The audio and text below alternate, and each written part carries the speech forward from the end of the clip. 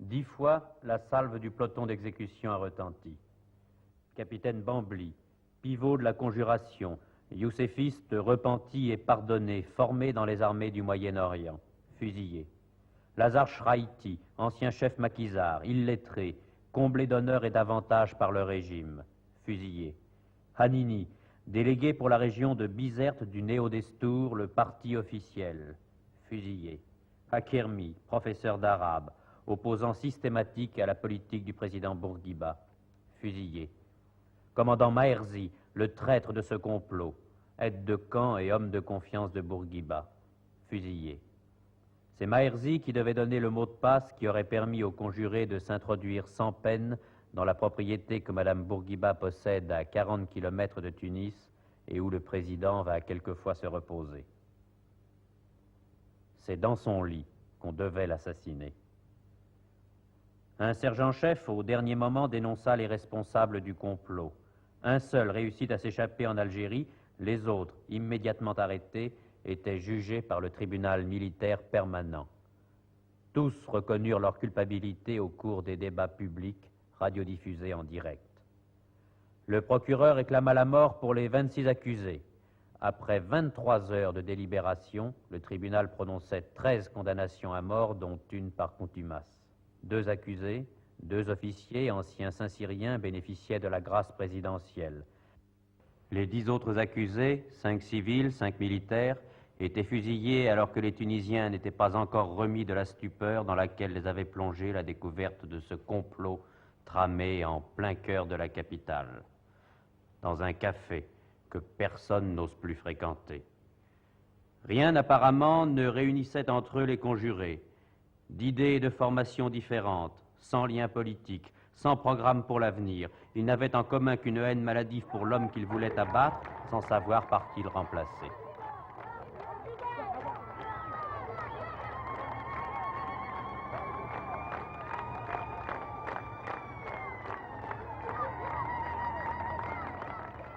Tunis réservait au président le lendemain du verdict un accueil passionné. Le peuple affirmait par là qu'il condamnait lui aussi ceux qui veulent régler les problèmes politiques par le crime et le sang. Même ceux qui critiquaient l'œuvre du chef de gouvernement étaient là pour dire leur attachement et leur reconnaissance à celui que tous les Tunisiens appellent le combattant suprême.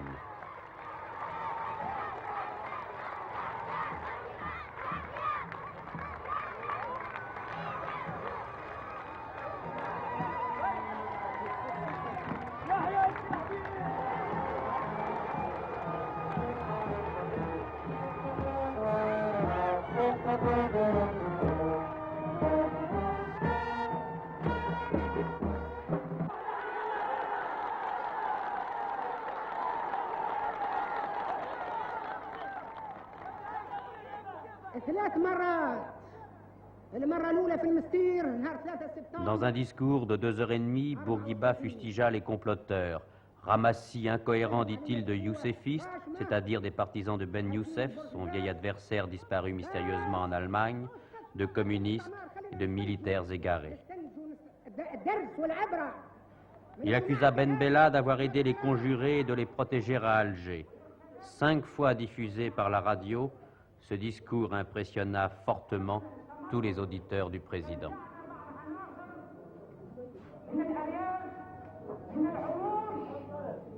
Remarque, notre président a parlé longtemps aujourd'hui, certainement, mais c'était bien sûr pour préciser certaines choses, surtout la politique de l'Algérie, un peuple frère, qui a usé par des manières abominables, si je peux dire, et a essayé d'aider des gens sans importance, sans scrupules.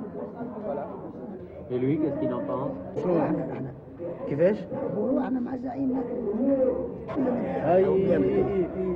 Il est contre.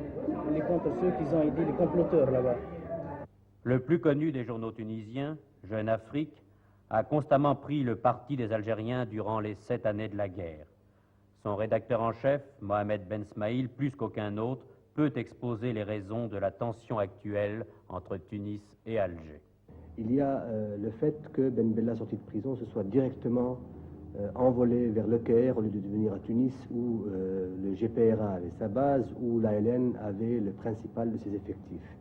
Il y a l'autre fait que le président Ben Bella, une fois à la tête du gouvernement algérien, se soit empressé le 1er novembre d'inviter et de recueillir à Alger des personnages, des personnalités youssefistes, dont des condamnés à mort qui, depuis, sont à Alger et sont considérés comme des réfugiés politiques.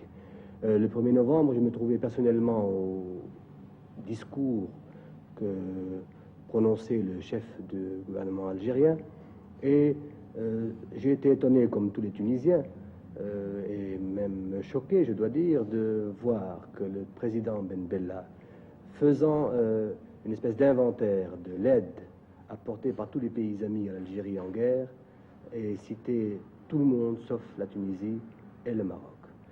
Conséquence de cette brouille, l'ambassade d'Algérie fermée, les visas exigés aux frontières. Dans sa résidence de la Marsa, le président Habib Bourguiba a reçu les envoyés spéciaux de 5 colonnes à la une, venus lui demander tout d'abord ce qui se serait passé si le complot avait réussi. Ce qui est certain, c'est que ça n'aurait pas marché comme sur des roulettes, comme il l'avait prévu. Parce que le peuple tunisien, organisé comme il est, avec un vieux parti, n'est-ce pas, des vieux militants, n'aurait pas laissé réussir, n'est-ce pas, comme dans beaucoup d'autres pays, n'est-ce pas, du Proche-Orient, n'est-ce pas, ou en Afrique, un tel complot, n'est-ce pas. Il n'aurait pas accepté, n'est-ce pas, de rester chez lui, n'est-ce pas, sous prétexte de couvre-feu, n'est-ce pas, et de laisser les blindés circuler dans les rues, n'est-ce pas, etc. Alors, certainement, il y aurait eu de la casse, n'est-ce pas, la guerre civile,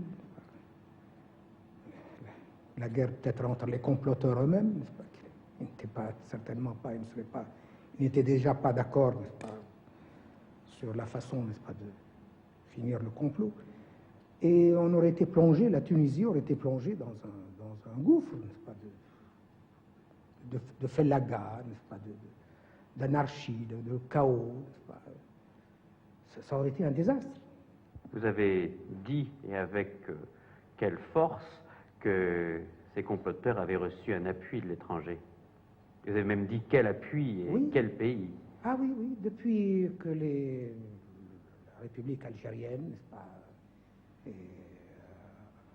s'est créée, n'est-ce pas, et que Ben Bella, n'est-ce pas, a pris le pouvoir, son attitude d'ailleurs, n'est-ce pas, passée, n'est-ce pas, son comportement au moment où il a été mis en liberté, n'est-ce pas, a donné, n'est-ce pas, à tous les houssifistes l'impression qu'ils ont trouvé un chef.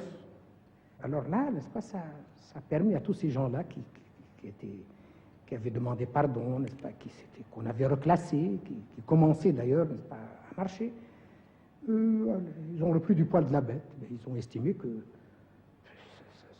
ça pouvait réussir, n'est-ce pas. Vous parlez des youssefistes, M. Président, mais il y avait aussi des militaires, ça nous oui, a beaucoup étonné. Oui, ça. Comment se fait-il? Oui, ça c'est une chose très regrettable, mais justement, je l'ai expliqué dans mon dernier discours, je ne l'explique que par ce climat, n'est-ce pas, qui existe depuis une dizaine d'années, aussi bien en Afrique, dans tout le tiers-monde, et même dans certains pays européens, cette facilité maintenant avec laquelle, pour un oui, pour un non, quand des militaires, des officiers ne sont pas d'accord avec l'État, avec le gouvernement, ben, ils pensent immédiatement à se servir de leurs armes, n'est-ce pas, pour abattre le gouvernement. C'est ce que j'ai appelé un peu le félagisme, n'est-ce pas, félagisme, n'est-ce pas. Ça commence par des bandes armées, des bédouins, n'est-ce pas, et ça finit par des officiers. Surtout qu'ils ont l'exemple, n'est-ce pas, d'un tas de pays, n'est-ce pas, où des complots comme ça ont réussi. Ils ne s'en portent pas mieux, vous savez. Mais ils sont au pouvoir, ils ont massacré, n'est-ce pas, les chefs d'État, des rois, le président de la République, et puis avec quelques blindés, n'est-ce pas, c'est un peu partout, n'est-ce pas. Vous savez à quoi je fais allusion. Monsieur le Président, et comment ça va avec la France? Ben, ça va beaucoup mieux. Beaucoup mieux, et je crois que ça ira de mieux en mieux. parce que le problème de la décolonisation, je crois que maintenant, il est compris de la même façon, n'est-ce pas, en Tunisie et en France. Le malheur, c'est que, au début, n'est-ce pas, au moment de l'indépendance, de la proclamation de l'indépendance, du protocole d'indépendance, il y avait des réserves mentales, n'est-ce pas, il y avait des malentendus. Je crois que depuis l'indépendance de l'Algérie, n'est-ce pas, depuis l'arrivée du général de Gaulle, n'est-ce pas, au gouvernement, la France est décidée à accepter, à admettre toutes les conséquences, n'est-ce pas, les conséquences logiques de l'indépendance, à tourner la page de la colonisation et à aider, au contraire, le pays, n'est-ce pas, devenu indépendant, à se développer, à aller de l'avant. Et cette aide-là, cette coopération, nous sommes les premiers à l'appeler de tous nos voeux. Dans quel domaine pensez-vous que la coopération dont vous parliez puisse principalement s'exercer? Dans tous les domaines. Et je crois que sur le plan économique, sur le plan social, sur le plan culturel, et même sur le plan de la sécurité, parce que notre sécurité est solidaire, nous sommes solidaires, n'est-ce pas, étant donné notre position géographique, notre idéologie, n'est-ce pas. Je crois que nous sommes faits pour aller ensemble, pour coopérer dans tous ces domaines-là. Nous sommes prêts à le faire avec enthousiasme, avec élan, tout le peuple tunisien, mais à une seule condition, c'est que on sent, n'est-ce pas, que nous sommes libres de nous déterminer. Des propos comme cela, certains conjurés les reprochaient au président Bourguiba, comme ils lui reprochaient de s'être fait construire un merveilleux palais à Carthage.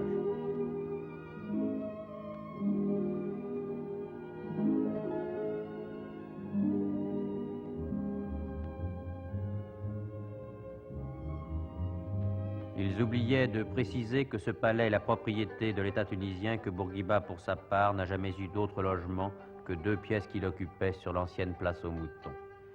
Il lui reprochait aussi les gourbis qui existent encore en Tunisie, la misère de nombreux paysans.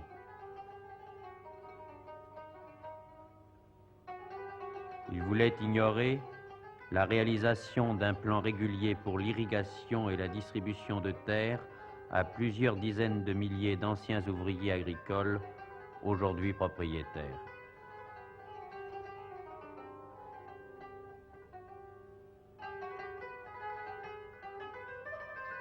Il lui reprochait encore la rareté de l'huile d'olive, dont la plus grande partie est affectée à l'exportation.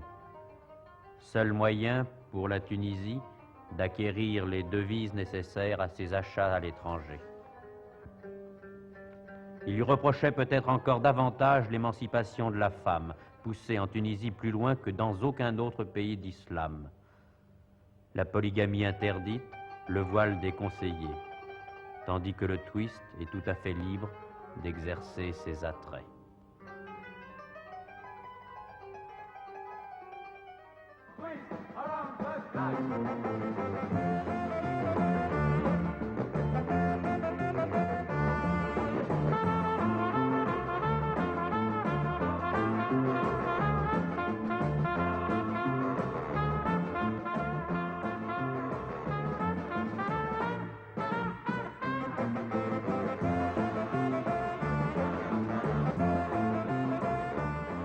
Dans tous les pays musulmans, le domaine religieux est réputé tabou. Il ne l'est pas pour Bourguiba. Réforme du statut personnel, réforme de l'enseignement de l'université arabe traditionnelle de la Zitouna et même intervention fracassante à propos du Ramadan.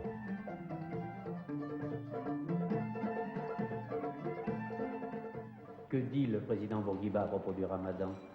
L'observance du jeûne est permise et licite dans la mesure où elle n'empêche pas l'accomplissement du travail. Est-ce qu'il y a des îlots de résistance à ces réformes? Résistance, non, mais ça a été mal accepté, disons, par certaines personnes d'un certain âge, ce qu'on appelle les vieux turbans. Voyez-vous, c'était normal, c'est dans l'état des choses. Ils ont pris l'habitude, ils ont perdu le contact avec la vraie réalité de la loi musulmane. Ils s'en est tenus à la lettre, et c'était normal qu'ils aient accepté plus ou moins mal.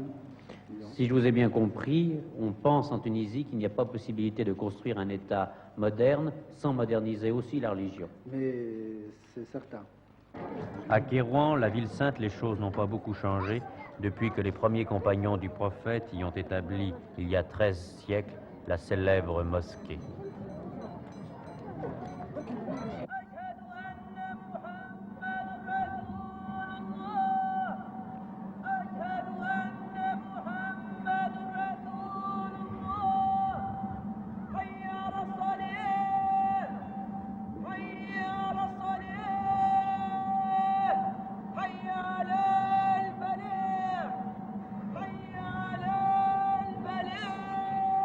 Les muezzins lancent les mêmes appels aux fidèles pour la prière du vendredi. Et cependant, est-ce un signe? Pour la première fois de l'histoire, avec nous, vous allez pouvoir y assister.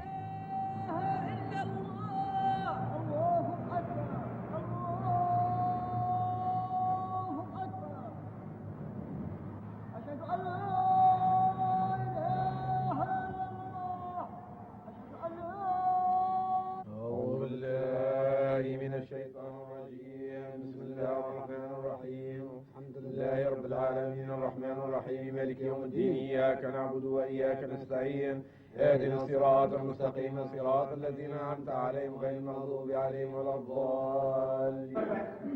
خصلتين ترضون بهما ربكم وخصلتين لا غناء بكم عنهما. فأما الخصلتان اللتان ترضون بهما ربكم فشهادة أن لا إله إلا الله وتستغفرونه. وأما الخصلتان اللتان لا غناء بكم عنهما فتسألون الله الجنة وتعوذون به من النار. Dans son sermon, l'imam a demandé à Dieu de protéger le président. Avec tous les fidèles, il va maintenant implorer du ciel cette bénédiction suprême, que l'ordre et la paix règnent en Tunisie.